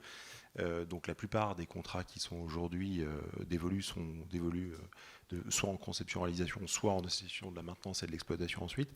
Mais en tout cas, la conception est intégrée à la réalisation. Donc, ce qui d'ailleurs amène d'autres sujets dont on va peut-être pouvoir parler ultérieurement. Donc ça donne un rôle particulier à l'ingénieur au sein de ces groupements-là et une place justement qu'Egis a su occuper de façon assez intéressante sur les appels d'offres auxquels on a participé. Je reviendrai plus tard sur ce point de détail. Mais effectivement, comme le disait Nicolas, donc sur la maintenance, concernant la maintenance, on a assisté au tout début effectivement à peut-être un défaut d'appréciation de cet enjeu-là. On n'avait à l'époque pas d'exploitants capables d'exploiter un télécabine, en tout cas sur le territoire français, de ce que je sache, ou peut-être quelques-uns, mais de façon très ponctuelle. Et donc la nécessité d'associer l'industriel à la maintenance dans les premières années pour ensuite transférer la connaissance nécessaire à l'exploitant, c'est un point d'attention qui aujourd'hui est adressé puisque la totalité des marchés sortent en conception, réalisation, maintenance, avec ou sans exploitation, mais en tout cas la maintenance. Victor Antonio, pour Brest Métropole, sur le téléphérique de Brest, vous avez dû faire pas mal de déverminage. Et c'est vrai qu'il y a eu un certain bashing au départ concernant le téléphérique de Brest qui semble totalement injustifié si l'on regarde la disponibilité atteinte aujourd'hui, quasiment 100%. Si on regarde la couverture recettes, dépenses, c'est un succès technique et commercial aujourd'hui. Oui, on peut le dire ainsi. Complètement. Donc, c'est vrai qu'on avait une exposition médiatique qui était absolument ahurissante au démarrage, donc pour le bien et pour le moins bon. Donc, c'est vrai que dès que ça toussait un peu, c'était dans les journaux aussitôt. Ça a aussi correspondu avec l'avènement, la montée en puissance très très forte des réseaux sociaux auxquels on n'était pas préparé. Donc, c'était un petit peu compliqué à gérer au début. On avait l'impression d'être sous surveillance en permanence, donc c'était un petit peu compliqué à gérer, un petit peu compliqué à vivre. Et donc effectivement on a eu des sujets de déverminage, mais on en a aussi sur plein d'autres systèmes. On a lu un peu plus puisque ça démarrait effectivement sur des systèmes assez innovants. Et puis là, ça fait quand même plusieurs années qu'on est quasiment à 100% de taux de disponibilité. J'ai eu les résultats tout à l'heure, les chiffres du mois de juin. On est à 100% au mois de juin. Donc au mois de mai, on était à 99,95%. Donc voilà, on a même un taux de disponibilité aujourd'hui qui est supérieur à celui du tramway. Donc c'est un sujet qui, je croise les doigts, est derrière nous maintenant. Et derrière nous maintenant, et on n'a plus aucun problème de disponibilité. Alors, en France, le cadre réglementaire légal permet le développement du câble urbain. Ça n'est pas toujours le cas à l'étranger, où ce cadre réglementaire légal n'a pas toujours été implémenté. Or, le câble, finalement, c'est presque à l'export qu'il serait le plus pertinent encore. Tout à fait, oui. Effectivement, on se félicite aujourd'hui de l'arrivée du câble en France et de ce que ça peut apporter de merveilleux et de pertinent. Et on parlait tout à l'heure de contexte sud-américain, où effectivement ça a été une réussite aussi. Aujourd'hui, la Colombie, la Bolivie, connaissent des installations qui fonctionnent très très bien. Il reste beaucoup de territoires, surtout des pays en voie de développement, qui méritent effectivement de pouvoir profiter de ce mode-là. Aujourd'hui, donc, on travaille, et Egis y est particulièrement attentif, à l'identification de projets à l'international dans des grandes métropoles qui aujourd'hui n'ont même pas pour les besoins présents de systèmes de transport adéquats, en tout cas de préparer un futur dans lequel le câble puisse être proposé. Alors c'est une triple pertinence, j'allais dire. Effectivement, il y a une pertinence dans le sens de l'adaptation de ce mode à son environnement. Il y a aussi le fait que c'est un mode qui s'installe très rapidement, c'est un projet qui peut être attribué rapidement, car conçu en phase offre et ensuite chiffré rapidement par les industriels qui connaissent très bien ces systèmes, qui peut être conçu ensuite en phase de réalisation et installé en quelques années. Donc on est sur des systèmes qui correspondent vraiment à la réalité de ces territoires. C'est intéressant pour les échéances électorales, finalement. Tout à fait. On peut effectivement tenir dans une mandature, faire tenir une offre, une réalisation et une mise en service. Donc c'est quand même quelque chose d'exceptionnel. Alors ensuite, les problèmes qu'on peut rencontrer, c'est que dans ces pays-là, on n'a pas de réglementation existante et qu'il faut donc arriver avec cette solution, mais aussi avec des façons de convaincre les utilisateurs et les pouvoirs publics que cette solution est sécure et qu'elle s'inscrit dans quelque chose de connu. Donc il y a tout aussi, tout autant que l'identification de la ligne, du corridor et de la technologie, il faut aussi travailler sur l'environnement légal et juridique qui permet de les implémenter. Et vous rencontrez des résistances de la population de temps à autre par rapport à la construction d'un téléphérique urbain ? Alors ça, c'est une constante internationale. On en retrouve partout dès qu'on parle de quelque chose de nouveau. Forcément, ça soulève beaucoup de questions et beaucoup de.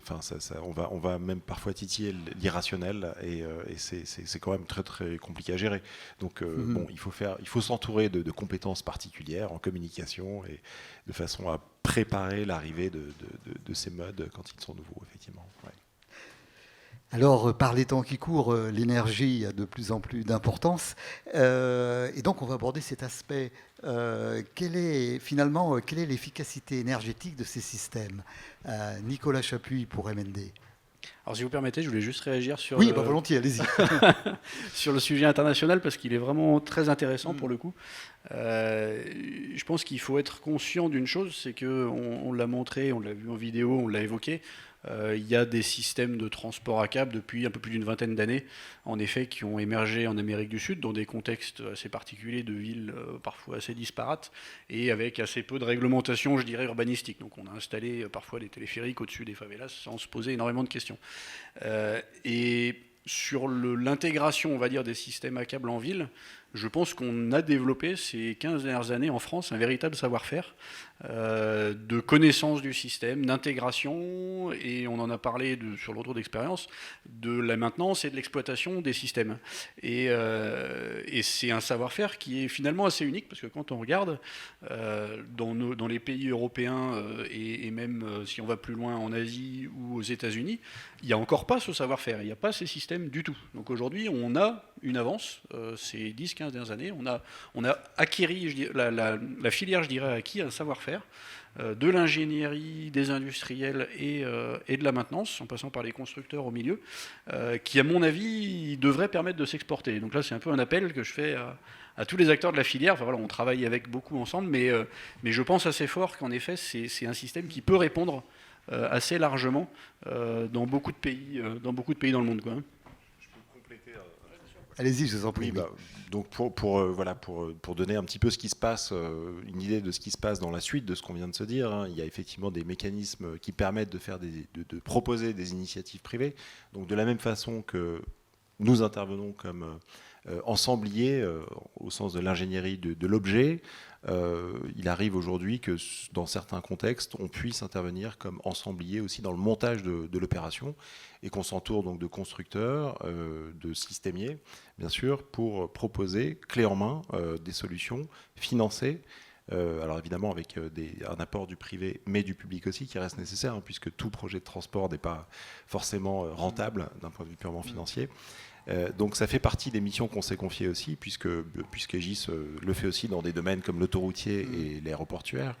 Donc voilà, c'est une opportunité qui effectivement qu'on a saisie et qui fonctionne assez bien. Mais justement, dans ce cadre-là, quel montage contractuel vous préconiseriez finalement au vu de l'expérience que vous avez déjà là, on parle spécifiquement des initiatives privées, donc qui seront en mode partenariat public-privé, donc en PPP la plupart du temps. Donc dans des contextes économiques défavorisés, c'est effectivement un outil qui permet à des acteurs privés de proposer rapidement des solutions qui soient rapidement implémentables et financées en partie par le privé. Donc c'est tout à fait pertinent d'associer le câble à ces initiatives privées, puisque encore une fois, c'est des solutions un peu d'urgence, si je peux me permettre, qui fonctionnent assez bien. Donc je ne dirais pas qu'aujourd'hui on a eu des succès dans ce type de... Voilà, mais par contre, on a plusieurs projets à l'œuvre sous ce mode-là. Victor Antonio, je me tourne à nouveau vers vous et cette fois-ci on va aborder des aspects très pratiques d'exploitation, puisque finalement un téléphérique urbain ça n'a rien à voir en termes de conditions d'exploitation avec un téléphérique en montagne. Alors est-ce que vous pourriez véritablement nous identifier les principales différences et les répercussions que cela a pour vous de manière à exploiter et maintenir cette installation? On a déjà parlé de l'exigence d'intégration tout à l'heure, au début. Et une des très grosses différences avec le téléphérique de montagne, c'est que le téléphérique urbain devra fonctionner tous les jours sur des amplitudes qui sont très très larges. C'est-à-dire en montagne, ça fonctionne avec le ski, en général avec le ski, pas toujours, mais très souvent avec le ski, quand il fait jour, c'est-à-dire ça commence vers 9h et ça finit vers 17-18h. En ville, on va commencer à 7h du matin et donc à Brest on commence à 7h30, mais on termine la semaine à minuit et demi et le week-end on termine parfois jusqu'à 1h, et quand il y a un événement au Capucin, on nous demande parfois d'aller même au-delà jusqu'à 2h du matin. Donc il va vous rester 4 ou 5 heures la nuit pour faire la maintenance sur le système, la nuit, donc c'est plus le jour. Et en plus, c'est comme ça tous les jours, c'est-à-dire qu'aujourd'hui, on arrête 2 semaines pour faire la maintenance réglementaire annuelle, et l'objectif, c'est de ne plus arrêter du tout pendant l'année et de faire la maintenance annuelle donc au fil de l'eau pendant toute l'année, et donc de ne plus avoir un coup de tampon du STRMTG, service technique des remontées mécaniques et des transports guidés, donc bon pour le service pour 1 an. Maintenant, ça sera module par module et chacun sa date de validité. Donc on est en train de travailler le sujet avec le STRMTG pour ne plus avoir cette coupure pendant l'année. Donc on voit bien que ça devient beaucoup plus compliqué à exploiter en nombre d'heures. Un téléphérique de montagne, c'est à peu près 1100 heures par an. Un téléphérique urbain, c'est 6200 heures par an. 6 fois plus. Oui, c'est une différence énorme. Donc les systèmes vont tourner 6 fois plus d'heures, vont s'user beaucoup plus vite. Il faudra changer les câbles plus souvent, il faudra changer tous les systèmes mécaniques, il faudra les changer plus souvent également. Et donc, on va construire des systèmes qui sont plus durables, c'est-à-dire qui sont conçus pour... que toute la maintenance se fasse extrêmement rapidement, beaucoup de pièces de rechange en avance, avec des systèmes qui se démontent et se remontent très, très vite, des modules, etc. Donc toute cette maintenance est adaptée par rapport à cette exigence de maintenance qui doit être invisible, parce que l'usager veut prendre son téléphérique tout le temps, il ne veut pas qu'il soit arrêté.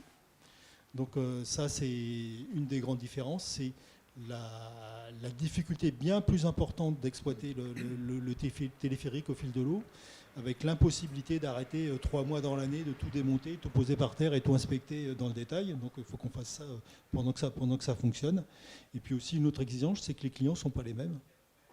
Donc les clients, ils vont au boulot le matin. Donc votre téléphérique, il y prend très souvent du plaisir, mais parfois il n'est pas en forme parce qu'il va au boulot et ça ne se passe pas très bien. Donc il n'est pas forcément bienveillant avec le système, donc il n'a pas envie que le système d'être embêté avec ça. Donc il faut que ça fonctionne tout le temps.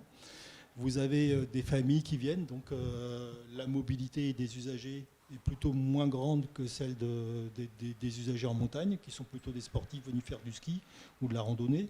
Donc là, ce sont des familles, des personnes âgées. Il y a un peu de PMR, mais c'est surtout des personnes âgées ou des familles avec des bas enfants. Donc ce n'est pas du tout le même public. Et quel personnel vous devez engager pour l'exploitation elle-même du téléphérique? Donc aujourd'hui, sur le téléphérique de Brest, c'est 7 équivalents temps plein.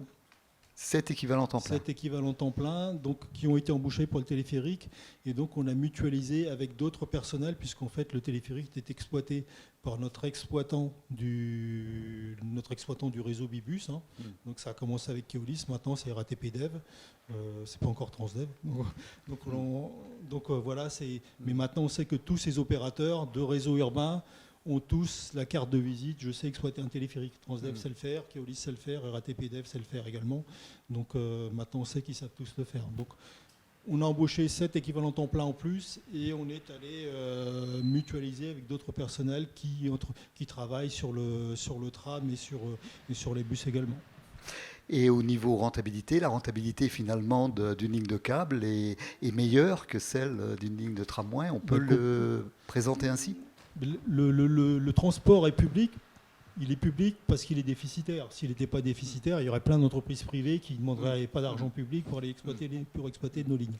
Donc le transport public est très généralement déficitaire. Bien sûr, mais celui-là est moins déficitaire. Celui-là est beaucoup moins déficitaire que les autres. Beaucoup moins déficitaire que les autres, puisque sur le bus, on arrive à couvrir à peu près 25% du coût avec les ventes de titres.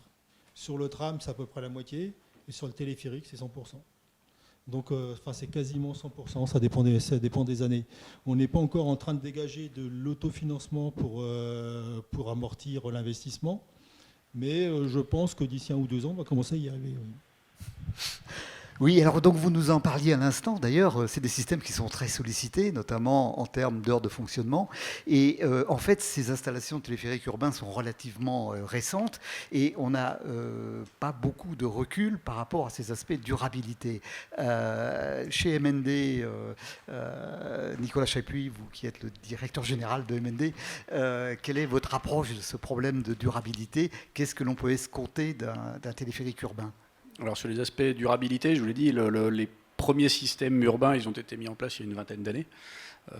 Donc ils sont scrutés à la lettre et de très près justement parce que comme Victor le disait tout à l'heure, ils font à peu près 6 fois plus de services que des téléphériques de montagne. Donc 20 ans d'exploitation urbaine, ça équivaut à 120 ans d'exploitation montagne. Donc voilà, le matériel n'a pas 120 ans, mais par contre en termes de durée de vie et de sollicitation, c'est comme s'il avait 120 ans. Donc c'est absolument énorme et c'est une expérience que personne n'avait avant. Néanmoins, le retour, il existe. Aujourd'hui, nos systèmes, ils sont dimensionnés pour un minimum de 30 à 50 ans. Et le retour, alors évidemment que c'est comme sur tous les systèmes de transport, hein, la carte électronique, elle ne va pas durer 120 ans, hein, ça c'est sûr. Donc il va falloir la changer et la renouveler. De la même manière que sur tous les systèmes de transport, en fait, hein, on a des programmes de visite, en fait, hein, des programmes de visite, des programmes de grande inspection qui vont permettre de remettre les systèmes à niveau, et puis des programmes de rétrofit hein, qui vont pouvoir permettre de remplacer les véhicules, de mettre à jour l'info voyageur et de maintenir le système à niveau. Mais la durée de vie, elle peut être très longue en tout. Hein. Je vous le disais quand on préparait la séance, on est intervenu il y a 3 ou 4 ans, sur un téléphérique à Chamonix, on a ouvert des plans qui étaient de 1926. Il y a encore beaucoup de structures qui datent de 1926. Donc pour la petite histoire, on remplaçait une poulie, la poulie qui avait 90 ans à l'époque.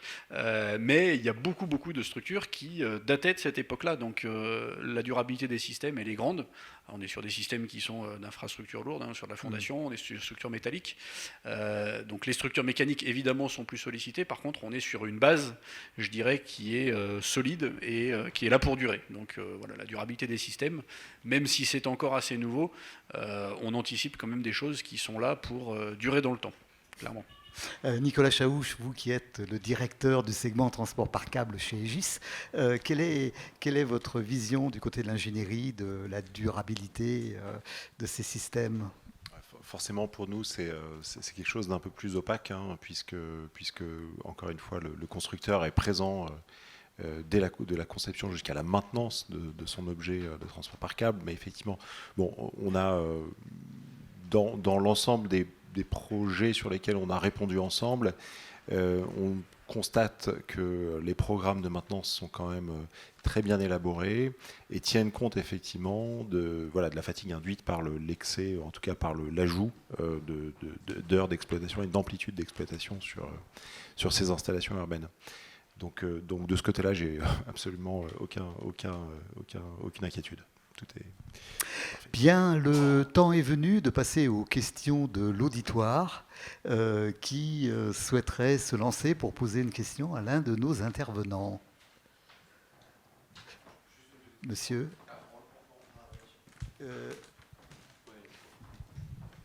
Bonjour, Philippe Chambon, SNCF. C'était une question concernant l'inscription au niveau visuel. On a parlé du bruit, on a parlé de la visibilité qu'on pouvait avoir dans les jardins, mais au niveau de l'inscription dans le décor, entre guillemets, comment ça a été perçu en fait? Qui veut répondre? Victor Antonio pour Brest Métropole. Oui. C'est comme le disait tout à l'heure notre collègue, c'est parfois très irrationnel et assez inattendu. Vous avez parfois des oppositions parce que ça vient s'inscrire assez fortement dans le paysage urbain et parfois non. Donc à Brest, sur le sujet inscription dans le paysage, on n'a pas eu de sujet parce qu'on a l'habitude de voir des grues. On a l'habitude de voir des bateaux, donc des objets assez mécaniques et donc un pylône qui en plus ressemblait à une grue qui avait déjà été là quelques années avant. Il n'y a pas eu ce sujet-là. Par contre, on avait des éléments de patrimoine qui, eux, étaient très très importants. Donc je vous ai parlé des ateliers des Capucins. Et donc l'architecte des bâtiments de France nous avait demandé de mettre la gare à l'intérieur parce qu'il ne voulait pas qu'on masque les ateliers. Donc on rentre par une fenêtre dans le mur pour qu'ils rentrent à l'intérieur. Et ensuite, il faut les éléments les plus visibles, il faut un peu les soigner. Hein. Donc vous pouvez soit jouer l'intégration maximale comme on l'a fait sur Brest, c'est-à-dire qu'ils deviennent comme quelque chose d'habituel dans le paysage, qui ressemble à quelque chose qui existe déjà à côté. Ou alors vous pouvez faire quelque chose de très beau. Hein. On voit les pylônes de Toulouse ont été très travaillés, ce sont de très beaux pylônes. Il y a les pylônes de l'Emirates donc à Londres qui sont également magnifiques. Portland aussi est le cas d'un pylône qui a été extrêmement travaillé. Et donc ça devient des éléments architecturaux en tant que tels. Donc on a oublié que la tour Eiffel a été très contestée quand elle a été construite. Voilà. Donc ce qui faisait peur, parce qu'on ne l'a encore jamais vu, peut devenir un élément patrimonial un jour. Donc voilà, il faut essayer de se projeter là-dessus. Il ne faut pas mésestimer l'opposition qu'il peut y avoir, il faut travailler dessus et donc travailler énormément en concertation, ne pas mettre ce sujet-là de côté et puis essayer de détecter s'il va y avoir de l'opposition ou pas. Parfois, ça part dans le sens de l'acceptation ou dans le sens de l'opposition et vous ne savez pas pourquoi. Donc il faut être un peu en veille sur ces sujets-là. Mais c'est extrêmement difficile de savoir à l'avance si ça va être accepté ou pas. Mounir Chaouch.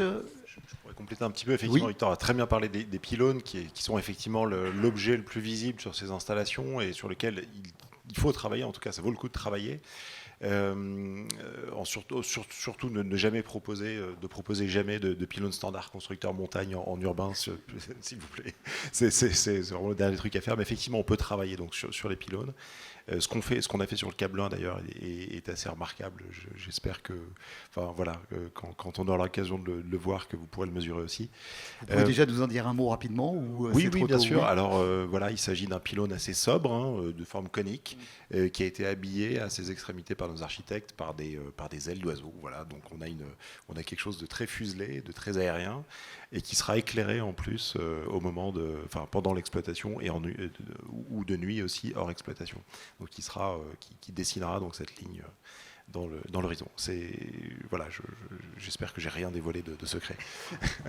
Non, mais au-delà des pylônes, donc, il est aussi très nécessaire de travailler sur les gares elles-mêmes, puisqu'aujourd'hui, je ne sais pas pourquoi, mais l'ensemble des projets architecturaux fournis par les architectes en études amont consistent en des gares monumentales. Je ne comprends pas pourquoi. Au contraire, on a de façon assez systématique essayé d'insérer au maximum visuellement, d'amener finalement ces gares au plus près des utilisateurs. donc de les rapprocher du sol, donc d'éviter les liaisons type escalator ou ascenseur, de façon à minimiser les descentes, les ruptures de charge. Je pense que voilà, les résultats qu'on atteint en procédant ainsi sont bien plus intéressants qu'en faisant effectivement des choses très visibles. Donc rendre invisible au maximum, et puis lorsqu'on n'a pas le choix pour les pylônes, en faire quelque chose de beau. Nicolas Chapuis pour MND. Les cabinets également doivent faire l'objet d'un traitement particulier. Oui, j'ai pas énormément de choses à rajouter. Il y a beaucoup de choses qui ont été dites jusqu'à présent. C'est vrai qu'on a beaucoup parlé de technique. Là, je comprends que la question ne l'est pas du tout. C'est au contraire, voilà, comment on gère l'acceptabilité du système. Il faut être honnête, je pense qu'on n'a encore jamais vu un système de transport par câble en plein centre d'une ville historique. Et très probablement qu'on n'en verra pas demain, puisque voilà, ça reste quand même des systèmes qui sont en l'air avec un petit peu d'infrastructure. Mais par contre, voilà, technologiquement, il y a beaucoup de choses, beaucoup de solutions qui existent, et c'est des projets qui sont de toute façon toujours spécifiques et qui doivent être conçus comme il se doit pour permettre leur intégration et leur acceptabilité, qui est quand même, c'est clair, une des clés du succès. Une autre question ? Oui, monsieur. Si vous pouvez vous présenter également, ce sera parfait. Merci beaucoup, Valentin Bouzic de chez Mott MacDonald. Merci pour vos interventions. J'avais une question concernant le développement des projets téléphériques en France. À court, moyen terme, potentiellement, l'espace urbain aérien risque d'être de plus en plus concurrencé par différents modes. On pense aux drones pour la logistique, potentiellement pour le transport, ou même un peu plus exotique, peut-être les taxis volants. Est-ce que vous pensez que ça peut représenter un frein, un obstacle au développement des projets en France et dans les pays occidentaux de manière générale ? Qui veut répondre ? Nicolas Chaouche, peut-être ? Je ne suis pas spécialiste des drones et des taxis volants, mais je vais essayer de répondre. Alors, je pense qu'aujourd'hui, l'espace aérien, effectivement, puisqu'il s'agit de ça, n'est pas encore concurrencé par ces objets-là. Il est évidemment, on parle aujourd'hui encore de quelque chose d'encore assez nouveau. On est, je pense, déjà dans le futur quand on parle du transport par câble, même si on est aussi dans le présent. C'est avant tout démontrer la pertinence de ce mode avec ses premières installations pour pouvoir donner lieu en fait, ensuite à de futurs projets. On n'a pas énormément de projets dans le pipe aujourd'hui. On a quelques projets en région parisienne, quelques projets ensuite en région. Voilà, aujourd'hui, je pense qu'on est encore dans cette phase ascendante. Il y a une nécessité encore de démontrer la pertinence. Pardonnez-moi, j'ai fait un lapsus, je vous ai appelé Nicolas, je crois. Désolé. C'est pas bien grave, mais je comprends la possibilité. Et Nicolas Chapuis, justement, vous voulez ajouter un mot ?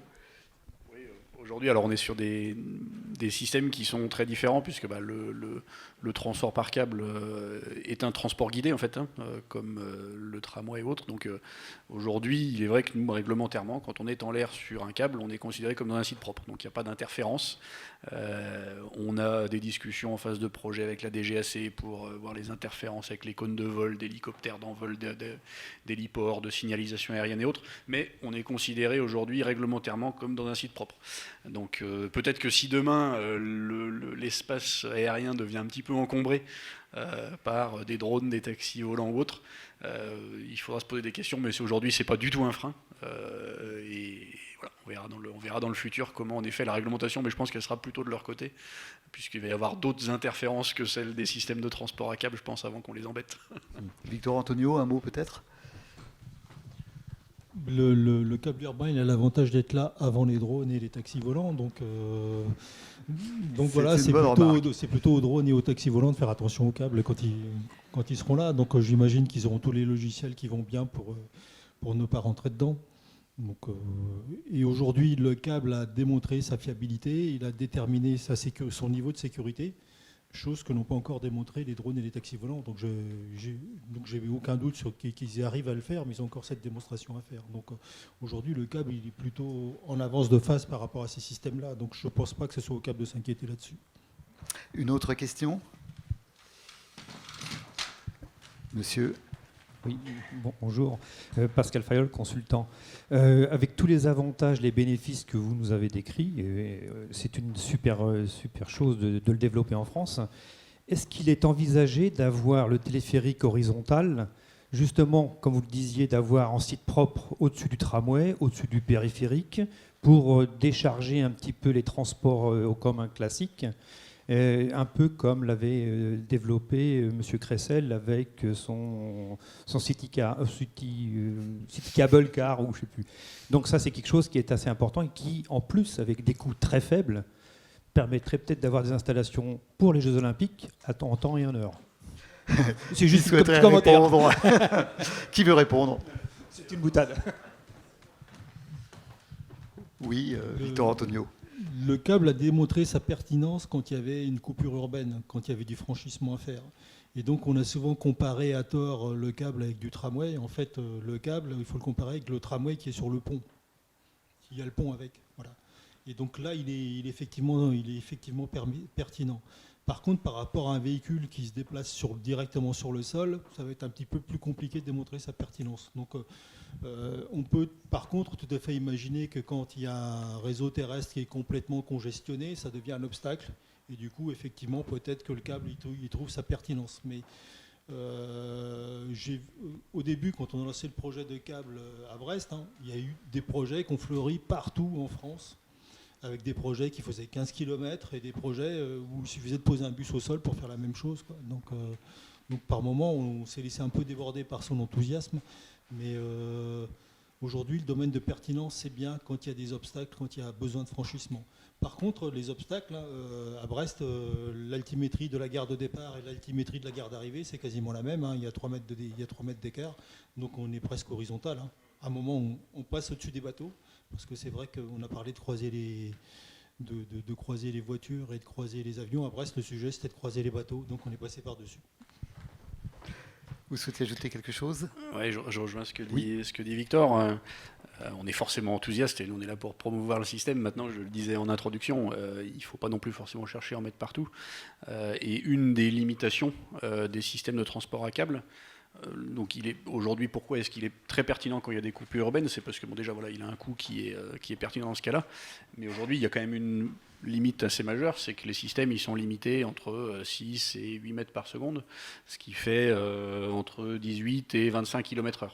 Donc quand il va s'agir de faire l'ensemble du périphérique, quand on va rajouter en plus les arrêts, alors peut-être que parfois c'est encore plus lent, mais quand on va en plus rajouter les arrêts, on va se retrouver avec une vitesse moyenne qui va être plutôt de l'ordre de 15 km/h. Donc quand on va avoir des grandes distances à faire, c'est pas forcément l'idéal. Et après, si on prend le cas du périphérique en particulier, il y a par contre une autre grosse limitation du système, c'est qu'on fait que des lignes droites entre les stations. Et je suis pas parisien, mais depuis que je me souviens de mes années passées, on est quand même sur un tracé qui est assez peu rectiligne. Donc voilà, il y a des implantations qui se réfléchissent dans certaines villes pour être au-dessus des avenues, mais il faut des configurations géographiques assez particulières pour que ça fonctionne, et je ne pense pas que ce soit très adapté en effet au périphérique parisien. Et le franchissement, c'est vraiment le critère numéro 1 pour ce type d'installation. Alors, c'est pas forcément le seul, mais disons que ça participe à valoriser et à faire en sorte que le système devienne vraiment attractif face aux autres systèmes, quoi. Nicolas Chaouche, vous souhaitez ajouter Mounir Chaouche, pardonnez-moi, vous souhaitez ajouter quelque chose? J'aurais tendance moi à dire que rien ne l'empêche. Cette idée me semble effectivement assez intéressante. À l'image de ce qu'on fait en routier, par exemple, on va doubler.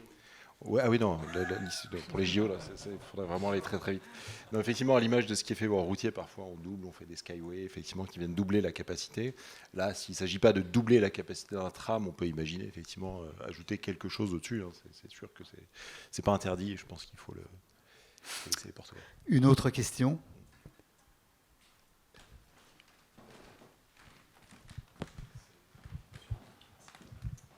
Bonsoir, Antoine Isaac de la société Algo et Consultants.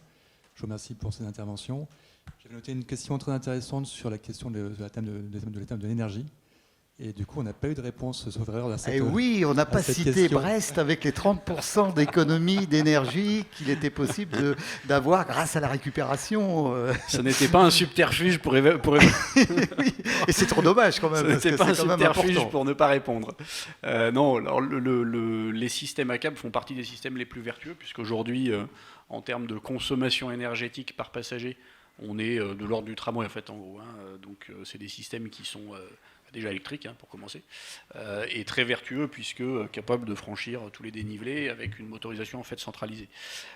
Et on avait forcément soulevé la question puisque on a en plus dans le cas du téléphérique de Brest, développé un système un petit peu particulier qui permet, alors en lien avec la configuration dont on parlait tout à l'heure, hein, avec les deux cabines en fait qui montent en même temps sur le pylône et qui redescendent après vers les stations. On a un profil de consommation énergétique qui est particulier puisqu'on accélère, donc on consomme beaucoup d'énergie en début de cycle et une fois qu'on a passé le pylône, en fait, on freine. Donc l'énergie de freinage, soit on peut la dissiper, soit on peut la garder. Et c'est le choix qu'on a fait donc, avec la métropole dans le cadre de l'appel d'offres. C'est que l'énergie, on la conserve sur le téléphérique. Donc on a un système de supercapacité qui permet de stocker l'énergie de freinage quand les deux cabines descendent pour la restituer au voyage d'après. Et c'est vrai que alors j'ai pas le retour, parce que c'est vrai que ça fait quelques années qu'on n'a pas eu les chiffres de consommation énergétique. J'avoue qu'au début, quand vous nous avez présenté ça, on était un peu sceptiques. Hein. Donc, mais c'est bluffant, ça marche super bien. Ouais. En fait, on consomme de l'énergie sur un quart de la montée, enfin sur la moitié de la montée. Et donc l'autre moitié de la montée, on consomme plus. L'autre moitié de la première moitié de la montée, c'est de l'énergie stockée du voyage d'avant. Ensuite, on consomme un peu de l'énergie électrique qui vient du réseau sur la deuxième partie de la montée. Et ensuite, sur toute la descente, on récupère. Et la récupération d'énergie sur un téléphérique, c'est une première mondiale. On peut le dire ainsi ou pas? Ah oui, c'est le cas. Oui. C'est une première mondiale. Ah oui, alors. Ah ouais. Avec des super capacités. Oui. Avec des super capacités parce qu'on a aussi des motorisations qui permettent de fonctionner en sens inverse, hein, qui permettent de récupérer l'énergie, un peu comme un véhicule hybride le fait. Mais effectivement, le système de super capacité est propre, je crois, à Brest, oui, tout à fait. Une autre, pardon. Dans le cadre de l'appel d'offres, je me souviens qu'en effet, à l'époque, la métropole, on l'avait proposé en option. La métropole avait choisi d'investir là-dedans sur quelque chose qui n'avait pas forcément une grande pertinence économique à l'époque, avec un prix de l'énergie à 30 ou 50 euros du mégawattheure. Et j'ai pas le retour, mais je pense que maintenant, c'est quelque chose qui a dû bien prouver sa pertinence économique, quoi. Et le chiffre de 30% est vérifié, donc... Ah oui, tout à fait. Voilà, d'accord. Une autre question, peut-être ? Monsieur ?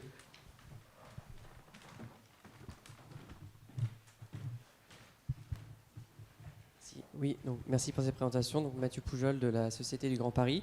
C'est deux questions. Une première, c'est sur les contraintes exportées. Vous parliez c'est considéré comme en site propre, mais qu'est-ce que ça engendre comme contrainte quand en dessous on a peut-être des projets de développement urbain est-ce que ça implique certaines contraintes à ce niveau-là? Et sur le second point, donc vous disiez que c'était surtout pertinent quand il y a des franchissements. Donc est-ce qu'on a eu des démonstrations que ça génère du report modal ou surtout que ça répond à un besoin qui avant n'était pas du tout couvert par d'autres moyens de transport? Qui souhaite répondre? Mounir Chaouch pour Aegis.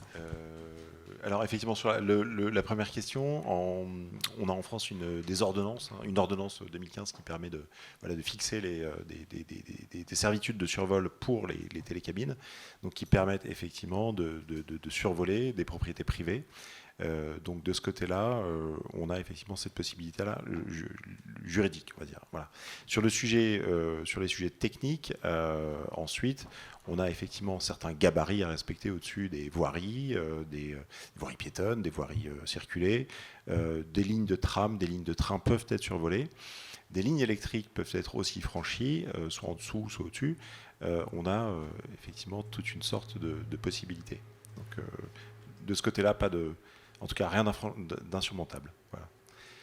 Et sur le report modal, je vais parler d'un projet qui me tient à cœur, qui a lieu, c'est celui du câble 1 à Créteil, enfin dans le Val-de-Marne, de Créteil jusqu'à Villeneuve-Saint-Georges. Là, on va adresser des quartiers qui jusqu'ici étaient très très mal desservis, justement en raison de ces coupures urbaines, et qui étaient desservis uniquement par des lignes de bus qui prenaient énormément de temps à serpenter entre ces coupures. Et là, on offre un mode de transport qui va accomplir en quelques minutes un trajet qui demandait plusieurs dizaines de minutes auparavant. Donc je ne vais pas parler trop vite, mais je pense que on s'avance pas trop en disant que ça devrait quand même être un succès intéressant. Sur le report modal, donc à Brest, la station téléphérique Jean Moulin est à 90 mètres de la station tram. Donc on est en correspondance avec le tramway. Et puis le tramway, on va le retrouver de l'autre côté, donc au Capucin également, mais le tramway lui a fait une boucle en passant sur un pont-levant, et donc il met à peu près 18 minutes pour arriver de l'autre côté, alors que le téléphérique, lui, fait la traversée en 3 minutes. Et donc on pensait qu'on allait avoir donc des prises de clientèle du téléphérique, des reports de clientèle du tramway vers le téléphérique. Et en fait, ça n'est pas arrivé. Et c'est même le contraire qui est arrivé, puisqu'en fait, le téléphérique est devenu tellement attractif et populaire qu'il a incité des gens à venir prendre le tramway pour arriver en ville, pour aller prendre le téléphérique et aller au Capucin. Donc en fait, le report modal, il y a eu du report modal dans la mesure... C'est pas tout à fait des reports modaux, c'est plutôt des nouvelles clientèles du transport public qui a bénéficié bien entendu au téléphérique puisqu'il était nouveau, mais qui a bénéficié aussi au tramway. Et donc on a une attractivité plus importante maintenant de l'hypercentre, parce qu'on est vraiment en hypercentre avec notre téléphérique. Et donc vraiment une attractivité plus intéressante, plus importante avec le transport public, justement parce qu'on a cet objet un petit peu original que les gens ont envie de prendre, et donc qui leur fait prendre du transport public maintenant. Et juste une petite dernière réponse à la première partie de la question qui était sur les sujets de contraintes. Donc en effet, au niveau législatif, aujourd'hui, beaucoup de choses existent. Il y a une contrainte par contre majeure vis-à-vis des systèmes à câble. Dès qu'on va parler de survol, c'est les contraintes d'incendie qui sont assez complexes et qui font fortement partie d'une analyse détaillée. Et c'est un des sujets, voilà, quand on va venir survoler des équipements, des bâtiments ou autres. Il y a tous les sujets d'acceptabilité, il y a les sujets réglementaires et il y a aussi des sujets techniques, puisque c'est quand même des véhicules, des gens et des câbles en acier qu'on fait passer à un certain nombre de mètres de hauteur. Et donc il faut s'assurer que les cas d'incendie dans les bâtiments ne vont pas générer de risques pour le système de transport, quoi. Et quelle est l'altitude minimale de survol des habitations, par exemple? Alors, je crois que la législation pour demander une servitude, on est à 10 ou 15 mètres. Je ne l'ai plus en tête, là, c'est une sacrée colle. Mais c'est en général pas celle-là qui est dimensionnante, c'est plutôt justement la contrainte d'incendie. La problématique d'incendie, voilà, qui nous impose du coup être suffisamment haut en altitude pour que le dégagement de chaleur soit descendu suffisamment pour ne pas endommager tout à la fois les structures métalliques et les passagers.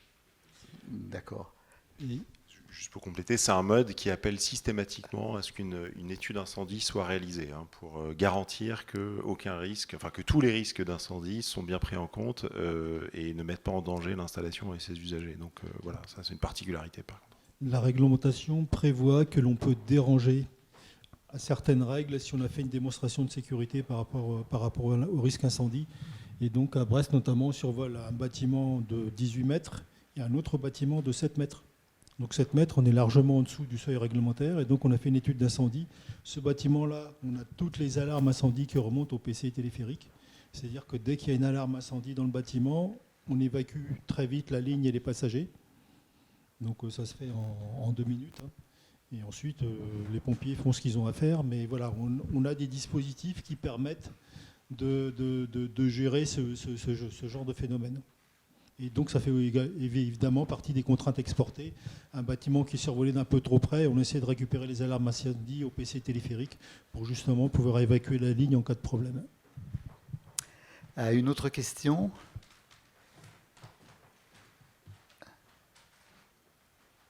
Pas d'autres questions? Si, s'il vous plaît.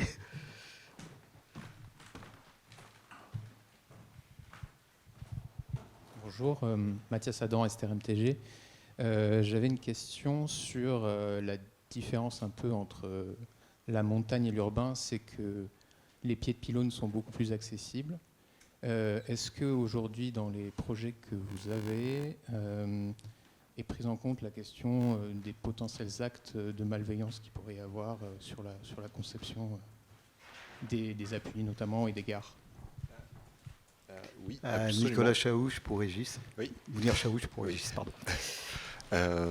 Effectivement, c'est un point qui revient systématiquement, l'accès aux pylônes, puisque effectivement, c'est des ouvrages qui sont généralement implantés ou à proximité des voiries, voilà, ou directement accessibles effectivement à la population. Donc il y a divers types de moyens de contournement. Donc soit on surélève les massifs de pylônes, on les rend complètement inaccessibles et on pratique une échelle escamotable, voilà, qui permet d'y accéder pour la maintenance.